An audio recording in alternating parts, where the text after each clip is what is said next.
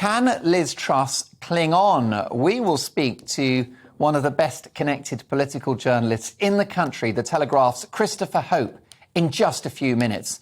But first, it's time for this. Yes, it's time for The Clash. Now, yesterday's late-night apology from Liz Truss has done little to curtail her plummeting popularity. YouGov research published today found that over 55% of Tory party members believe Truss should resign to save the party. And astonishingly, 55% of respondents said they would back Rishi Sunak in a rerun of the leadership contest. Boris Johnson's right-hand man turned betrayer has moved into a prime position, with Chancellor Jeremy Hunt and Defence Secretary Ben Wallace rejecting the chance to succeed Truss as the unity candidate, and the great British public also backing him for number 10. 21% of respondents in a Portland communications poll for The Sun gave him their vote. The Times today revealed that a Penny Mordaunt ally even held private talks with Sunak regarding a pact should Truss resign. However, other government sources have told the newspaper that allies of Truss still consider him too divisive to be a unity candidate. So with the odds ever stacking up against Truss, should Rishi Sunak really be our next Prime Minister? Let me know your thoughts, Dan at gbnews.uk, or tweet us at gbnews, and please vote in the Twitter poll. I'll get you the results shortly. But to debate this, I'm delighted to welcome an all-star lineup of political YouTuber Maya Toosey, former Conservative government minister, best-selling author and broadcaster Edwina Currie, and the brilliant journalist Petronella Wyatt. Let me start with you, Petronella. Rishi Sunak has a lot of baggage, doesn't he? The billionaire wife, the tax avoiding, the green card. Plus, he's responsible for Boris Johnson's downfall. He's got no chance. I think this is absolute nonsense. First of all, he wasn't responsible for Boris's downfall. Boris was responsible for his downfall. And so were the other cabinet ministers who resigned. Secondly, I think his personal wealth is irrelevant and the public don't care. They want somebody competent. We've had richer chancellors, prime ministers before. We've had old Etonians. Boris was an old Etonian, so was Cameron. I mean, this is utter hypocrisy to say that his background rules him out of being our next prime minister. Edwina Currie, who do you think should be our next prime minister? Because I think Liz Truss is toast. Well, I think I agree with you that Liz Truss is toast, whether she performs well at Prime Minister's Question Time tomorrow or not. I mean, if she performed well, that would be a miracle, and everyone would breathe a huge sigh of relief and think, oh, my goodness, that's a real turn-up for the books. And she's done it before. She did very well back in September when she was first elected. Yeah. But I think, actually, if the Conservative Party is to have any chance of winning the next election, but also of recovering its own self-respect after the debacle of electing Liz Truss and the mess we've had in the last 3 weeks. And I think we all need to calm down. I think we need to concentrate on just running the economy as well as possible. The indicators are looking much, much better after the latest mini budget. My own feeling is that we should wait till the end of the month and see what the medium-term economic plan actually looks like, what it pans out like, and then perhaps all be a little bit calmer and more serene. That'd make a change, wouldn't it? Good luck with that. Edwina, I don't know if you caught my comments earlier in the digest, but I used a metaphor about removing a plaster. You can do it quickly, or you can do it slowly and more painfully. And I just wonder whether, if there's a question mark about Liz Truss's future, she should go sooner rather than later. Oh, my instinct is leave the plaster on until the wound is healed. And then when you take the plaster off, you can carry on as per normal. And I don't think we're anywhere near that yet. I mean, the Tory party is in a state of total misery, or at least the party out in the country. Everybody works so hard to get our councillors elected, our MPs elected, to support the government, to raise money, all that kind of stuff. And then the people in power in Parliament make a complete what's up of it. That can lead us to, tearing our hair out in despair. But we also know that we've had bad times in the past and we've come through them. I wish Liz Truss well, but I am not holding my breath on her improving, and that's going to have to mean some changes probably before Christmas. Myra, I'm going to come to you in a second, but Petronella, you just guffawed there. Why? Because Liz Truss is a national joke. And we know perfectly well she won't go this week. They'll wait until after the 31st of October and the other mini-budget statement, and then she's a goner. I mean, this is what everybody is saying in Westminster. I mean, you cannot have a Prime Minister who's such a distraction and who is the national joke and an international joke. Well, look, Maya Toosey, you've got your finger on the political pulse. I wonder whether the Conservative Party grassroots, some of the Conservative supporters watching this programme and some of those Tory backbenchers should make a decision. Would they rather have Keir Starmer in number 10 or Rishi Sunak?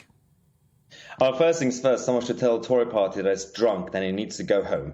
There is a problem with again, rightly or wrongly, 2 quick points. Rightly or wrongly, they elected Boris, they got rid of Boris, now same thing's happening.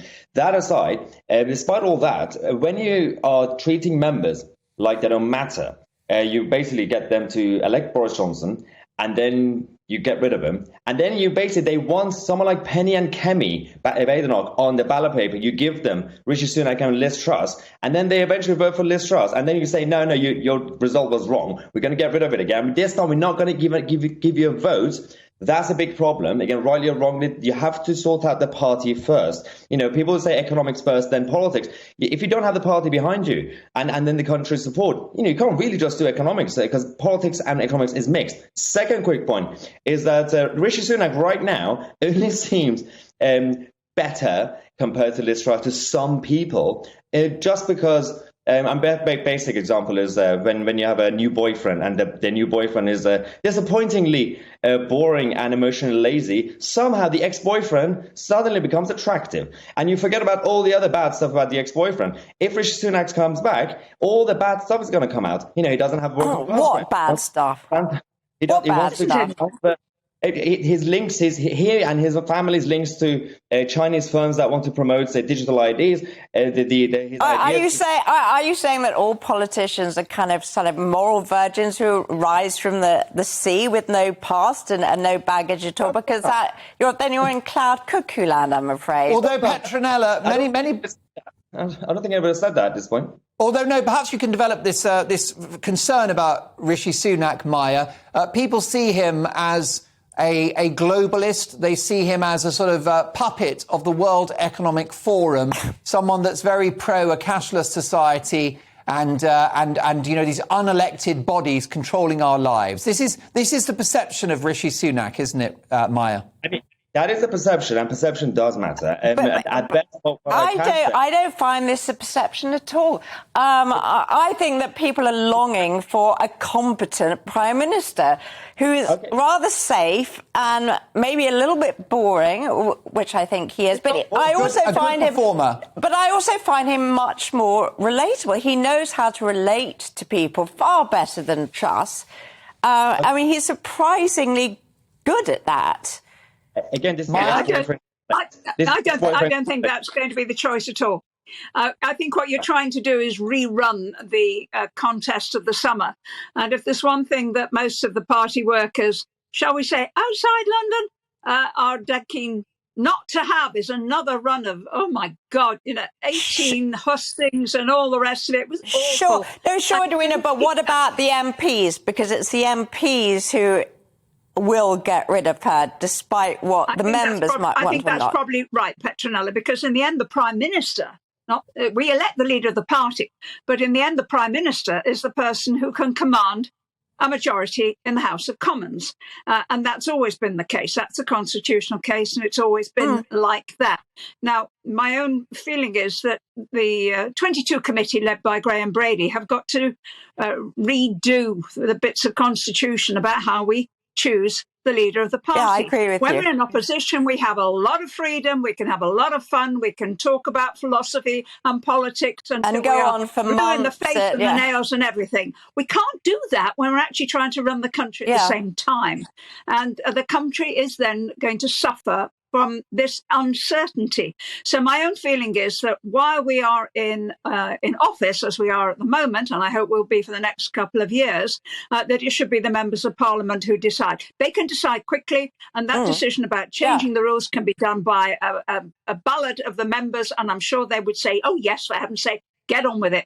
There you go. Edwina Currie makes an interesting point, Maya Toosey, that it's not time now to go to the grassroots. After all, the government is facing an economic crisis and multiple challenges globally. We need a new Prime Minister and we need one pronto. And the MPs, Maya Toosey, should decide.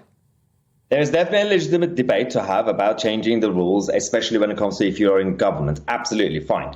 But you can't just do it randomly in the middle of government while you're in office. Just like how if you want to make major changes to the electoral system, ideally you use a referendum to do it. You need to actually get the consent of the members to change that sort of major rule. And actually the best thing to do, when the Tories get out of government, when they're in opposition, then they can have that rule change. Not when you're in the middle of government, because the members voted for Boris Johnson, you got rid of him. Then they voted for Liz Truss, and they didn't even want her. And then you got rid of her. And then you but the members have changed their mind, and the majority of them now prefer Rishi Sunak. They're backing Rishi. Exactly. Maya. So if the MPs decide on Sunak, they're actually in tune with what the members think now. So your point isn't valid at all. If you're confident Rishi's going to win, give the vote to the members, and it's democracy. Done.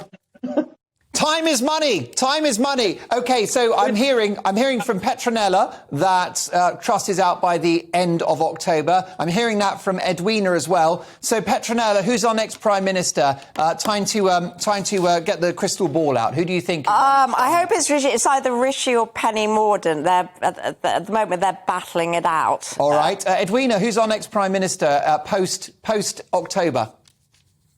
Oh, I'd like to see us repeat a previous historical experiment that worked very well and have someone combining Chancellor with Prime Minister. I think actually Jeremy Hunt so far is doing a very good job.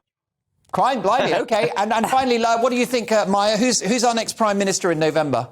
I don't really predict, but let's just go back to Boris with all this mess. No, I think to be fair, I see Penny Mordaunt probably more likely, but Ben Wallace would be, I mean, he's boring, but he's probably more stable. Just have him as a caretaker. No, he isn't.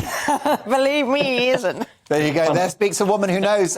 Listen, you're not a boring panel. Thank you for a fascinating conversation. Political YouTuber. Do check out his channel, Maya Toosey, one of my favourite political commentators. Also, a politics legend, former Conservative minister, best-selling author and broadcaster Edwina Currie, and the amazing, fantastic journalist, first time we've met. A privilege to have Petronella Wyatt on the programme.